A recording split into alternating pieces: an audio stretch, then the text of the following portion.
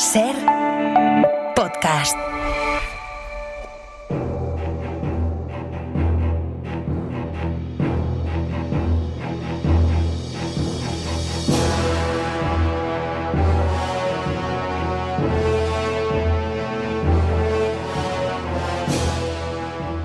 Y el duque de Alencastre partió de Santiago y entró en las tierras de Campos, y llegó cerca de Palencia, y los caballeros y escuderos de la frontera estaban todos con el rey en el Surreal.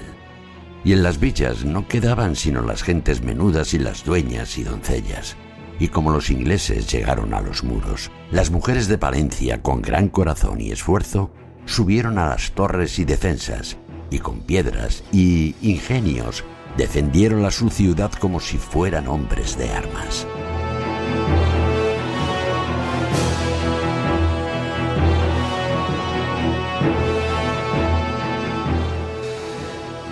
Lo decía antes, vamos a hablar ahora de una historia que yo desconocía absolutamente, tengo que reconocerlo.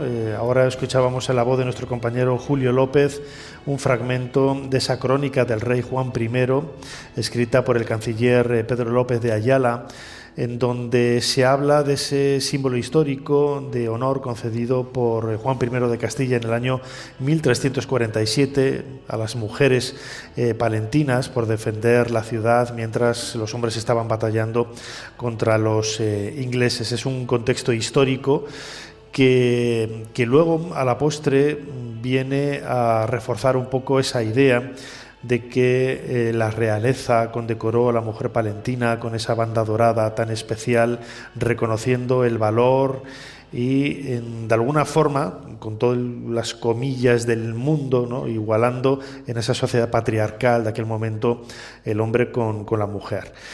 Queríamos hablar de este tema tan fascinante con un profesor de la Universidad de Valladolid, Francisco Molina. Francisco, bienvenido a Ser Historia. Muchas gracias por invitarme.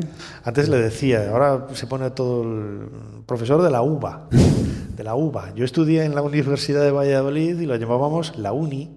La uni, eso de la UVA, de poner ahora las siglas ahora con todo, me parece un poco surrealista. Y me decía él, ¿no? Si pones ahora en el ordenador en Google UVA, ¿qué te sale? Pues un racimo. ¿Qué te va a salir, no? Pero bueno, bromas aparte, vamos a cerrar el paréntesis. ¿Cómo es esta historia de la banda de honor, de la banda dorada, de ese premio, ¿no?, de esa condecoración, por así decirlo, a la mujer palentina con una serie de prebendas por estar defendiendo, ¿no?, de una forma tan valiente la ciudad de Palencia? Bueno, lo primero que tendría que decir es que si me hacen esta pregunta hace 2 años, me pasa como a ti, porque yo soy de esa zona de la parte sur de Palencia, que lo llamo, que es Valladolid, ¿no? Entonces desconocía esta historia. Pero, pues, a partir, es decir, desde el ayuntamiento se ha promovido un estudio desde el punto de vista histórico y desde el punto de vista antropológico para ver el sentido que tuvo y que ahora sigue teniendo para la ciudad de Palencia, es la banda de la mujer palentina. Nos tenemos que decir, la historia está llena de interrogantes respecto a este hecho histórico. De hecho, el primero es ¿cuándo pudo tener lugar esta defensa de las mujeres? Es decir, la tradición habla de estos momentos en que el duque de Lancaster, es decir, de Alencastre, que decían las crónicas castellanas, que es el duque de Lancaster, que entra en España, entra en Castilla por la zona gallega, él habiéndose proclamado en Inglaterra rey de Castilla, porque él estaba casado con Constanza, que era la hija del rey Pedro, y entonces él consideraba que tenía derecho al trono. Y aprovechando que además los castellanos habían sido derrotados por los portugueses en Aljubarrota, dice, este es mi momento, entro y conquisto Castilla. Entonces él entra, desembarca en Galicia, se alía con lo que era el maestre de Avis, que iba a ser luego el rey Juan I de Portugal, y dicen, bueno, pues es nuestro momento para entrar en Castilla. Tienen problemas porque hay ramalazos de peste en la zona gallega, y entonces cuando llegan aquí a Castilla llegan un poco diezmados. Y entonces lo primero que hacen es ir a por las grandes ciudades, quieren ir a por las grandes ciudades, Benavente, pero Benavente no se deja vencer, entonces empiezan a ir a por balderas, a por pequeños territorios y como se van quedando sin alimentos tienen que hacer incursiones y en una de esas incursiones se acercan al parecer hasta Palencia. Y en ese momento, cuando los hombres castellanos se habían ido a la defensa de estos territorios, de las fronteras, al servicio del rey, es cuando en principio la historia cuenta que las mujeres defendieron la ciudad. Y entonces ese es uno de los momentos en que se plantea. Nos tenemos que imaginar una Palencia como eran todas las sociedades medievales, que la inmensa mayoría pues ha perdido esos lienzos de muros, pues estaría amurallada, protegida, y quizás los hombres se fueron pensando que, bueno, pues eso aguantaría si pasara algo, si no, pues me mandas un WhatsApp y vengo corriendo, pero no existían estas cosas, ¿no? No existían de momento, pero entonces no pudieron venir a tiempo y por eso pues las mujeres tuvieron que defenderlo. Tenemos que tener en cuenta que es una época ultraconvulsa en que están, es decir, habíais hablado antes cuando hablamos de la catedral, es el cisma de Occidente, por un lado, están las guerras, la guerra de los 100 años en Europa, es decir, entonces tenemos aliados, los ingleses aliados de Portugal que habían sido aliados del rey Pedro luchando a favor, los franceses luchando, entonces es una época muy convulsa y entonces por eso queda oscuro un poco en el momento en que esto tuvo lugar. ¿Qué hizo el rey? Pues no sabemos, es decir, no hemos encontrado el documento exacto que pudo haberse manejado. Es decir, la referencia más antigua que tenemos a la banda ya es del siglo XVI, ¿no? Es el arcediano del Alcor, Alonso Fernández de Madrid, que dice que las mujeres palentinas, por causa de esta defensa que habían hecho, el rey Juan les había condecorado con la banda. Sí, porque en el texto que hemos escuchado al principio del canciller Pedro López de Ayala se habla de la aventura, se comenta, se da como cierta, ¿no? Es del siglo XIV. ¿Es del siglo XIV? Sí. Sí, Se da como cierta la defensa por parte de las mujeres de la ciudad, pero no se habla de la banda. No sé, no, es decir, se habla siempre del privilegio de la banda, que entonces, es decir, lo que hemos estado es decir, parte del estudio era, vamos a intentar encontrar este privilegio, es decir, el problema que tenemos es que probablemente es decir, una donación de este tipo no sea un privilegio rodado de estos tan bonitos que tenemos con la rueda ni tal, es una cosa, una merced más pequeña que se diera pues en un albalá de merced o en una carta de merced, que es un documento en papel que a lo largo de la historia pues el papel se ha podido perder. Entonces no contamos con ese documento. Sí sabemos que en otros momentos las mujeres han salido a recibir, por ejemplo, cuando vino Fernando VII en el año 1828, las mujeres, es decir, nos cuentan las actas del concejo que las mujeres salieron a recibir al rey con la banda, o sea que ya hacia principios del siglo XIX sabemos que todavía se continuaba esta tradición. Entonces, la condecoración, por así decirlo, de la banda, la entrega de la banda, ¿qué conllevaba?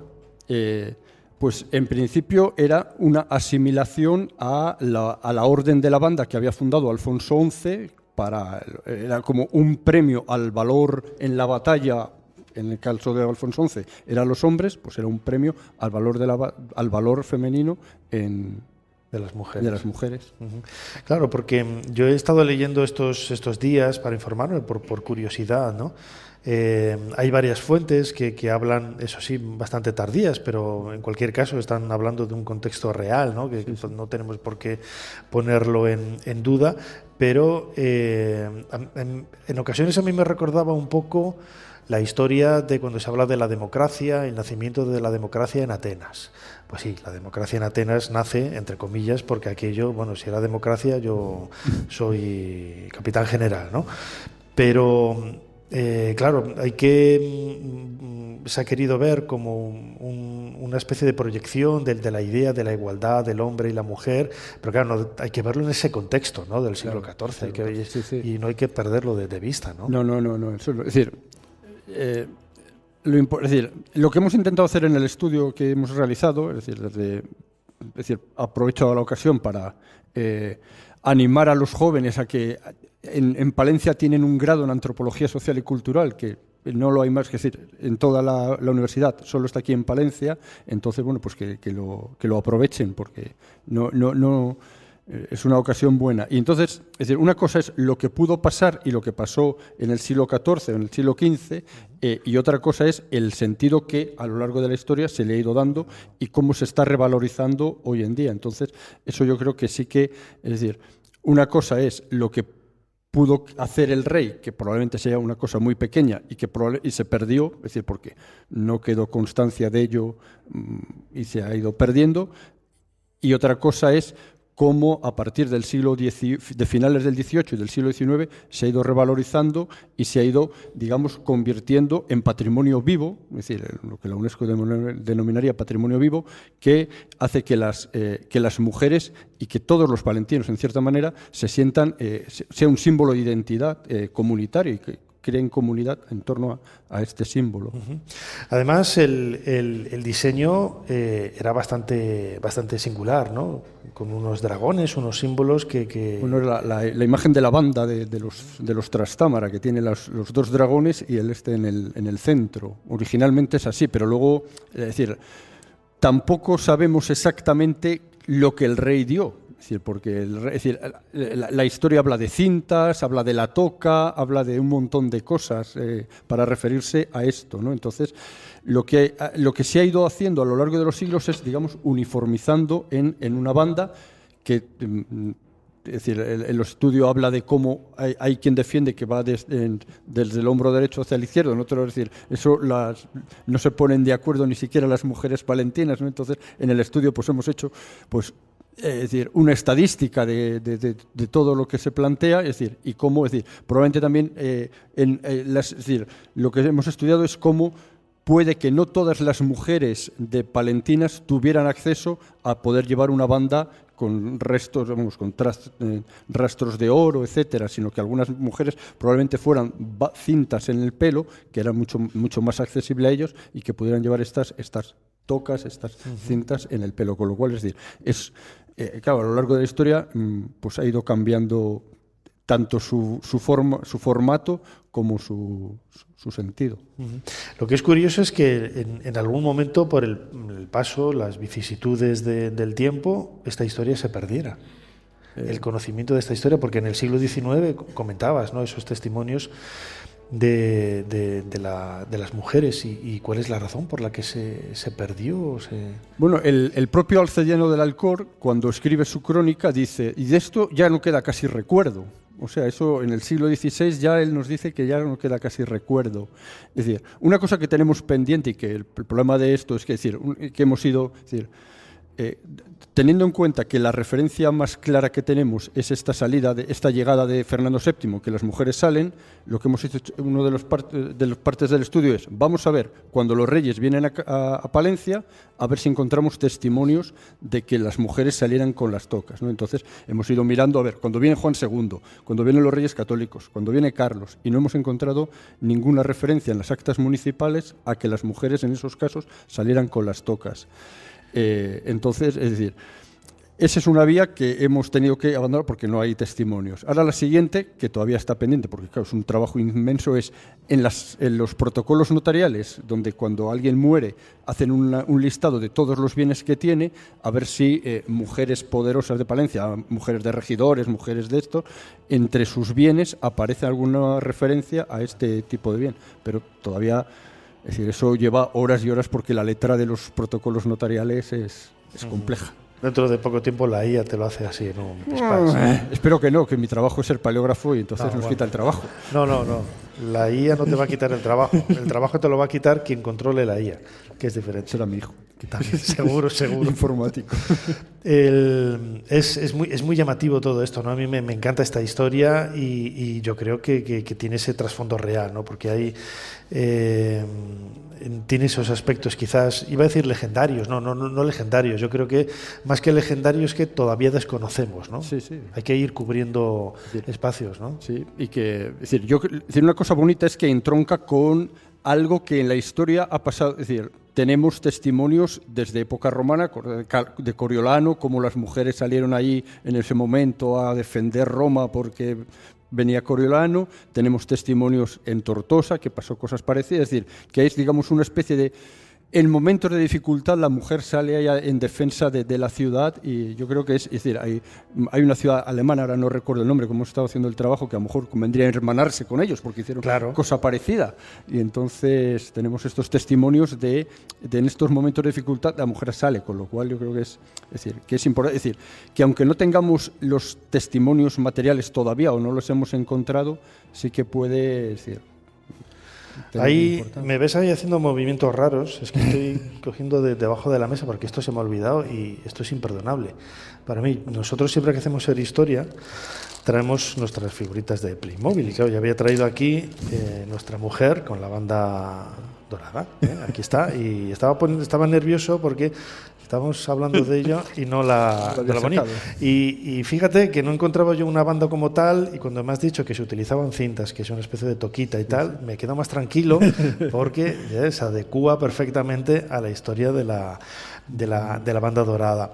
Ya para ir acabando, Francisco Molina, profesor de la Universidad de Valladolid, de la UBA, habéis creado una especie como de grupo de estudio, ¿no? para poder trabajar en ello, e imagino por lo que decías ahora, ¿no? Pues solamente por la investigación de documentos testamentarios, etcétera, el trabajo todavía casi está en ciernes, ¿no? Sí, bueno, hemos hecho un primer informe de 411 páginas, que no es poco. Ya no es poco, es decir, en el que combina dos elementos. Por un lado, lo histórico, es decir, pues todos estos elementos que hemos ido encontrando, las noticias en las crónicas. De hecho, la crónica que has leído del canciller, es decir, en el manuscrito no viene así.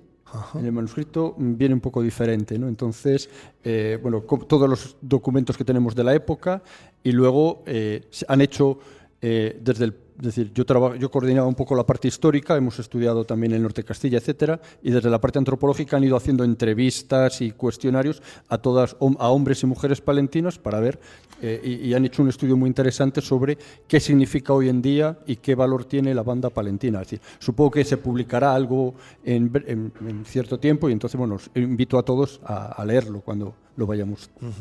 Claro, has dicho el norte de Castilla, hemeroteca pura y dura, creo que nace en 1854 el periódico, y todas las menciones que haya pues serán valiosísimas, ¿no? Para poder descubrir esta historia.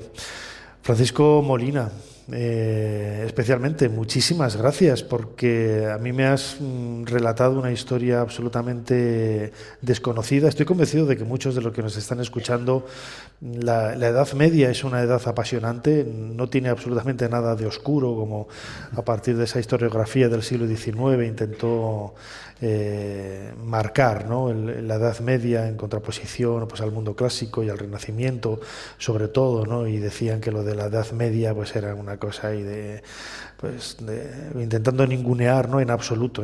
Además, el misterio que genera la ausencia de fuentes hace que busquéis por otros lugares, lo que convierte en la investigación en algo muchísimo más apasionante, ¿no?